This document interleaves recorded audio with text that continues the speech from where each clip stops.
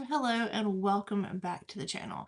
If you're new here, my name is Kim and this channel talks about my love of yarn through my knitting and crochet adventures. Welcome, and if you're returning, thank you so much for coming back. So we are in a different location today. We are in the kitchen, and that is because I really want to talk about this new book with you, but I don't want to sweat like crazy, and my little portable air conditioner just cannot handle the Alabama heat right now. Y'all, it is struggling so hard. But I did order my mini split and it should be here tomorrow. So hopefully we will get that installed this weekend, and then I won't be sweating anymore out there. I'm so excited. I really want to talk about this book with you. So let's go ahead and dive right in.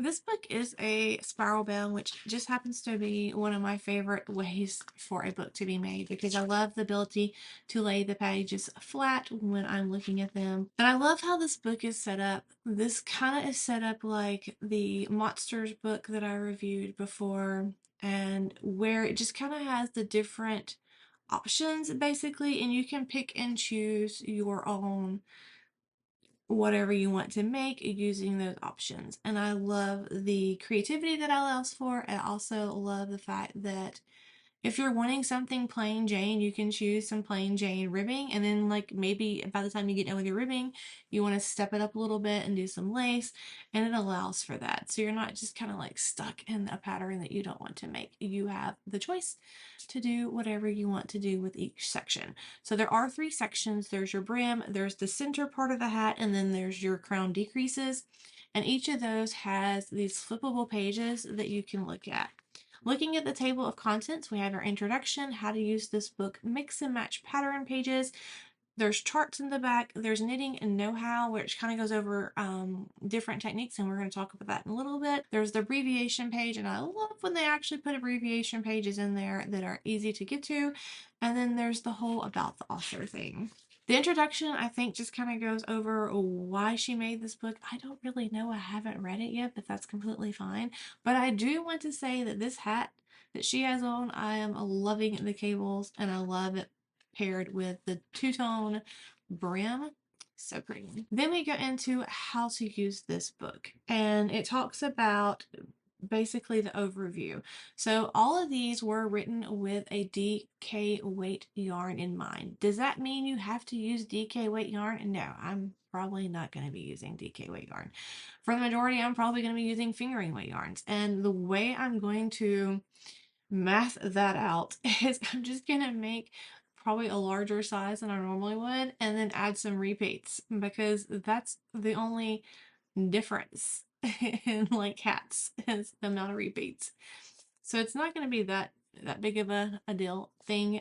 You just gotta do a little math. I know I don't like math, but sometimes you just got to do it. And then we talks about getting started, choosing a size. She talks about, you know, your head measurement. She talks about your tension and your gauge. This is where the good podcaster person inside of me is going to say you may want to swatch for your hat to ensure that it fits you correctly. But this is where the bad podcaster in me is going to say I never swatch for hats. I just don't do it. But I've knit enough hats that I know my gauge with different yarns, and I know what needle sizes I like to get the tension and the fit that I want. So take that information how you will and how you want, and apply it to your own knitting journey, because I'm not going to be swatching. It goes over how you can look at the back part. So in each section, there is basically on the left hand side, it's going to have what recommended needle size, your cast on, and the directions, what shade, I guess, of yarn they used, because of the yarn that they used was all, I feel like I should know this and have this prepared for you, but I do not. Please hold. The only weight yarn used is DK or double knitting. I chose to use Rico Design Essentials Merino DK. You need about 3.5 ounces or 218 yards of yarn to knit each beanie length hat, depending on the patterns you choose. This may be just 2 balls of one shade, or if the hat has more than one shade, then it may be 3 or 4 balls. For a Saatchi length hat, you will need approximately 284 yards. So that information is there. And then she also says, make sure you show off your amazing creations online by tagging them, hashtag 10,000 knitted hats. So what I'm going to do is just kind of show you the different sections and just kind of flip through them so you can get an idea of the options that you have to make with this book. So looking at this, this is all of the brims, but let me flip. Okay, so there's a cable-y one. Then there's this blue one. That cable's cool. Love the color work. That kind of has a cool edge. Really like that one. Ooh, that's cool. I don't know how I feel about that one. Like that one. Really like that one. Love that one. That's pretty neat. Okay. Like that one. Love the zigzags. Love the yellow. Like that one. Bobbles. Some color work. Our slip stitches. Like those. Interesting. Okay. So those are all the brims. So the way that the middle is set up, the whole hat is one color, but the pages are all cut in half, so you can mix and match. I kind of like that they did that because when I make my notes, I'll be able to put what the section that I chose is called in my notes in case I want to make it later on. So I like the red. I like that detail in the center. Really love this color work design. Interesting. Really love this. Oh, that's really pretty and lacy. I like that. Interesting. I do like that one a lot too. Oh, that'd be nice.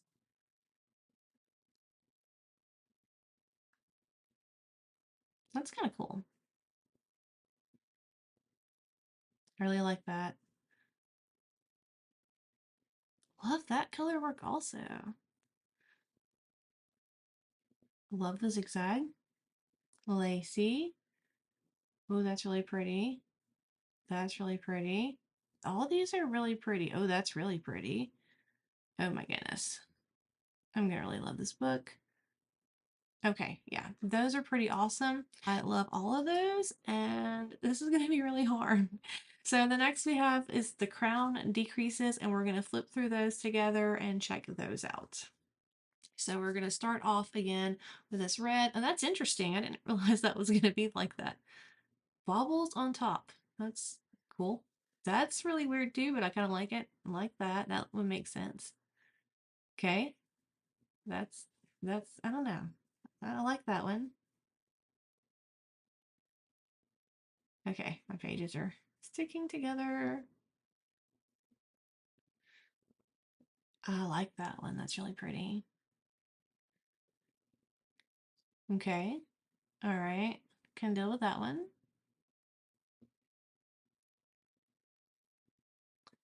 This is going to be kind of fun to mix and match all these. This is very reminiscent of the Monsters book and the Imkins book where you mix and match all the body parts, as well as the Monsters book from Toff, which those are all crochet, and this is like a knitting make your own kind of thing. So that's weird. I kind of like it though, but it's kind of weird.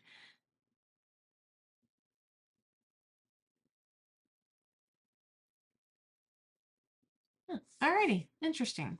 So to give an example of one of the possibilities, you can see where I chose this random brim and then I chose this random midsection and then this other lacy top. Like that would be kind of cool, but then if you don't like that, you can just change the brim and that even looks really cool. And the way that she has this made that the stitches are just going to match up and you'll have yourself a very unique mixed and matched hat at the end. Apparently there's close to 10,000 options with this book, so the fact that this book was, you know, kind of on the pricier side of $29.99 here in the USA, I still think like it's a pretty good deal because of all the options that you get as far as patterns and hats. And hats are one of those things that they're a great make for personal use, but they're also a great make for gifts. So let's check out the back of this book and see how it is set up. I love this hat that they have here on this page.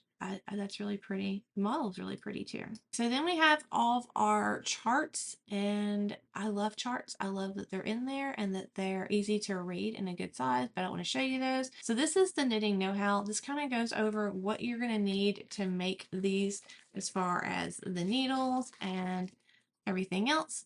Then it goes into different techniques. So you have your casting on, your casting off, how to knit and purl your stitches, how to knit a tension or a gauge swatch, which we've already talked about. I won't be doing. And then it goes into other different kind of techniques, cable, fair owl tips. And then there's this little section right here on how to read a chart, which I think is very important. I've been meaning to make a video about that. Note to myself to make a video about that. And then it talks about sewing up and seaming for sections that you have to do that. Y'all know how I am not a sewing up kind of person. Like, I see that it has the mattress stitch, but this is where I would just rather do a provisional cast on and knit those suckers together and not have to seam them up. Like, I am that much against seaming up things, but that's just me. If you want to seam it up, just go right ahead and seam that bad boy up. It's just not going to happen on my watch. Then we go over pom-poms and how to make your own pom-poms. They do make pom-pom makers and they're fabulous and make life a lot easier. I like them. That's what I use. Talks about I-cord and blocking. I know people are going to come at me for saying blocking. I'm sorry, but I like to block my knits. I'm just going to do it. I'm just going to say it, and I like to block my knits. I think it kind of gives that finishing touch on your item. It does matter though, if you're not using a natural fiber, then blocking is not that much of a big deal with an acrylic yarn. But if you're using a natural fiber, I'm telling you, blocking is going to be the chef's kiss on that one. Then we go into our abbreviations, and then the last page is about the author.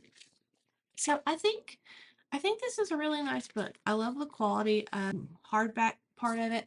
I'm not gonna lie, I'm a little worried that some of these pages, because I'm not the most graceful person in the world, okay?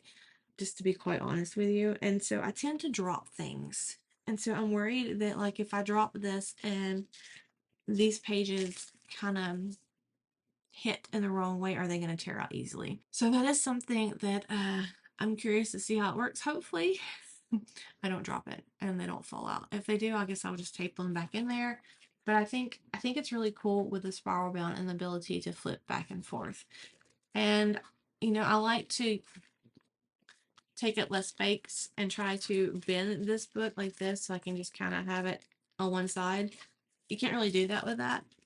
So an option would be for me that what I would probably do for traveling purposes is figure out the sections that I like and stick them on my copier and then just copy it and print it and just stick that in my knitting bag. And I think that might prolong the life of the book so I don't accidentally take out pages and rip them out.